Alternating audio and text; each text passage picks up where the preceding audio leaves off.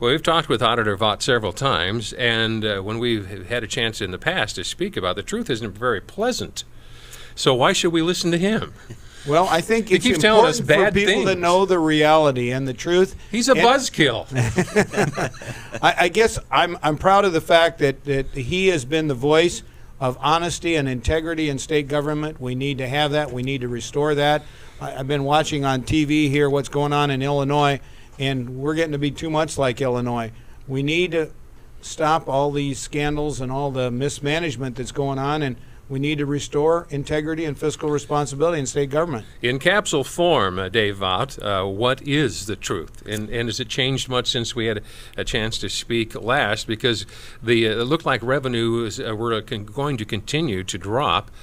Perhaps they haven't. Are they leveled out, or maybe even starting to rise again? Yeah, what we've seen from the recent revenue numbers is it's starting to flatten out the drop anyway, and doing a little better than what was anticipated by the Revenue Estimating Conference. But the real key is, in fiscal year 2011, we're still using almost $750 million of one-time monies that won't be there in fiscal year 2012. So it's going to be a huge challenge for the legislature when they come back in January. Will those programs and expenditures that were committed with that money, will they continue, or were those one-time only commitments? Those are ongoing expenses. In fact, if you look just at the Medicaid area, we spend a little over $1 billion on Medicaid in fiscal year 2011, and about half of those costs are being paid for with those one-time monies. And believe me, Jan, those Medicaid costs are not going away. Will our commitment increase under Obamacare? I think definitely. The numbers haven't really come out, but I think with a lot of what we'll see is some of those costs are definitely going to get pushed down to from the federal level to the state level. All right, so it brings us back to former Governor Terry Branstad. If that happens, a lot of states are threatening and are getting together lawsuits to say this Obamacare stuff is unconstitutional. There is no constitutional basis for a state mandate. The 10th Amendment movement is saying, hey, thank you for sharing, Obama, but we're not doing that. What would your likely position be? Well, I think it's unsustainable, and it's also unconstitutional. 21 states are challenging it. Unfortunately, our Attorney General, Tom Miller, has refused to join the other states. Brenna Finley, who's running for Attorney General, has promised to do so. I think it's critically important for the taxpayers of Iowa, for the businesses, and for state government, because the Medicaid costs are going to ratchet up even further. And as David Vaught has already pointed out, we have $500 million of Medicaid costs this year paid with one-time money for ongoing expenses. That's clearly not sustainable. Iowa needs to join the other states in challenging it. I don't think the country can afford it. I don't think the states can afford it. Individual businesses and investors can't afford it. And so it's something that's got to be stopped. Even if we could afford it, as you acknowledged in the first part of your answer, it's unconstitutional. So why is how much it costs relevant? Well, I guess unconstitutional is the issue they'll be bringing up in court. But as governor, you've got to deal with the reality of the impact it has on your budget.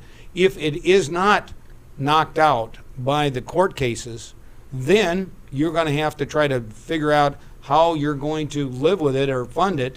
And that is an unconscionable burden that's going to be placed on the taxpayers of the state, and it's not fair. And that's the reason why it's so important that it be challenged and hopefully successfully. Well, there's maybe a third option to be considered, because if you as a governor of the state of Iowa and 21 other governors of their various states say that we can read a constitution too, we are going to do what in previous generations, other governors have done. We're just going to nullify this. It says if it's unconstitutional, it's null and void. It has no force of law. And we just say, thank you for sharing, but we ain't doing it. Well, that's an interesting theory, but it's a time-honored theory. It's been around for 150 years. Yeah, I know, but it's not always been successful. And I think what we need to do is try to look at, and that's the reason why I think it's so important that we educate the public as to what this really means. And obviously, they phased it in over time so people wouldn't really have the full impact of the cost of it and know what the impact is going to be.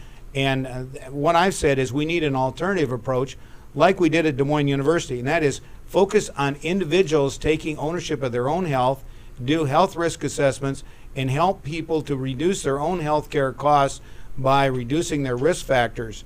And those are the kind of things we need to encourage. I would like to see us, the state of Iowa, partner with companies like Hy-Vee and Wellmark and others that are committed to healthcare, or committed to reducing healthcare costs, obesity, and many of these issues that are really driving up the healthcare costs. Do you like the concept of MSAs, medical savings accounts?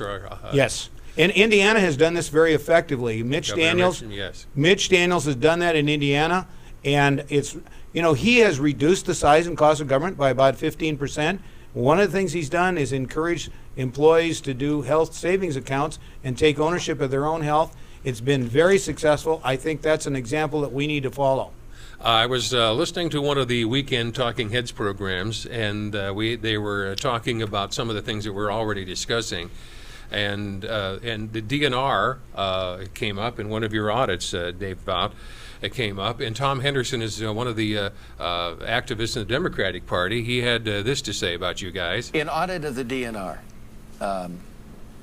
accusing the DNR of failing to comply or enact some 16 environmental laws.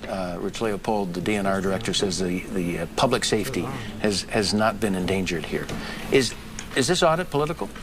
I think it is, because they keep on getting dripped out by the auditor's office. Dave Vaught keeps coming out with a new one every week. Every audit shows problems, and that's why audits are done. And in state government, they try to react to these problems. One of the audit findings was that there was a law enacted in 1991 that's never been put on the books by a regulatory matter. Well, I don't know how many times that came up in the audit. It may have been the first time, but that was enacted when Terry Branstad was governor, and he was in for 8 years after that and never got it on the books. So it is something that's not necessarily a problem you can just lay at the Culver administration door. So there's two or three different issues in that. First off, you wonder is that maybe some of your audits are partisan, and then the other part of it is you can't really blame us for the current DNR's failure to comply with the law. Let's blame this on Terry. Well, I'll start, Jan. Right. Obviously, facts are facts. The department agreed with the findings that we had. And the important part here is that when we identify these findings, the reports come out on an annual basis about this time of the year every time. So there is no such thing as timing of reports. We do our job, we report the facts, and the whole purpose of reporting those is to get back to the administration so they can address the issues that their departments are not addressing. Well, their argument is we can't afford to enforce the laws, number one, and they're not needed, number two.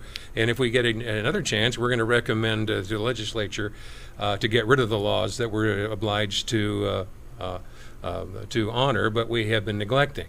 Yeah, I think it's very important that whenever a department does not implement the laws that the legislature has passed, they're the ones that set the law, the department simply implements the practices, that it's very important they communicate with the governor's office and the legislature to let them know which laws they're not enforcing and why they're not, because it's the legislature that will make the decision. Have they done that? No, they have not. They have not been communicating like they should be, and that's the purpose of our report, to make sure that the Legislative Services Agency can work with their leaders to make sure these laws are enforced. And Jan, I have a solution to that, and David Vaught and I have been talking about this, and that is we need to put together a long-term budget strategy for the state, a 5-year strategic budget plan, and then have a biennial budget like they do in Nebraska and South Dakota and Texas.